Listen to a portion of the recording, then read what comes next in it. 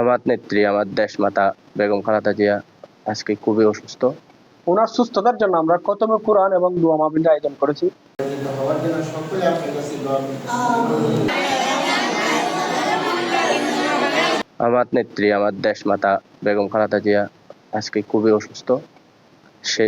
ওনার সুস্থতা কামনায় আমরা দেশবাসীর কাছে, পুরো বিশ্ব মুসলিমের কাছে ওনার সুস্থতার জন্য দোয়া চাই এবং সারা বাংলাদেশের মুসলিম যারা আছে, হিন্দু বৌদ্ধ সকল মানুষ দলবল নির্বিশেষে আমার নেত্রী সুস্থতার জন্য আপনারা সবাই দোয়া করবেন। আমার নেত্রী দেশের ক্লান্তিকালে বাংলাদেশের আপামর জনগণের জন্য, সাধারণ মানুষের জন্য সবসময় অতীতে কাজ করে গেছেন। আমার নেত্রীকে বিগত স্বৈরাচারী শেখ হাসিনার আমলে বিনা চিকিৎসায় ওনার শরীরের অবস্থা খুবই অবনত। আমি দেশবাসীর কাছে এবং পুরা বিশ্ববাসীর কাছে আমার নেত্রীর জন্য দোয়া চাই।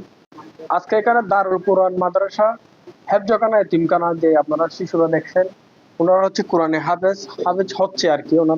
ওনাদের মাধ্যমে দেশ নেত্রী, তিনবারের সাবেক প্রধানমন্ত্রী আবু হোসেন নেত্রী, উনি খুবই অসুস্থ। ওনার সুস্থতার জন্য আমরা খতমে কোরআন এবং দোয়া মাহফিলের আয়োজন করেছি। যিনি আপনার বলতে গেলে আন্দোলন সংগ্রাম, গণতন্ত্রের জন্য আপনার লড়াই করে যাচ্ছেন।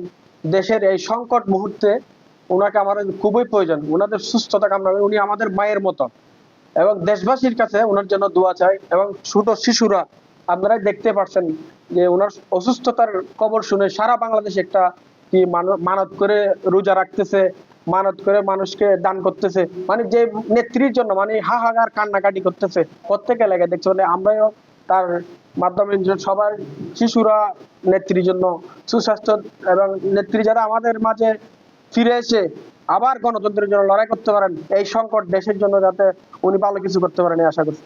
আমাদের দারুল কোরআন মন্ত্রীলিয়া হাফিজে মাদ্রাসায় আজকে 1 ডিসেম্বর 2025 দেশ নেত্রী বেগম খালেদা জিয়ার সুস্থতা কামনায় টেকনাফ সদরের জাহাঙ্গীরপুর রবিউল ভাই কোরআন এবং তালিমের মাধ্যমে দেশ নেত্রী বেগম খালেদা জিয়ার জন্য সুস্থতা কামনায় এই দোয়া মাহফিলটা করা হয়েছে আজকে।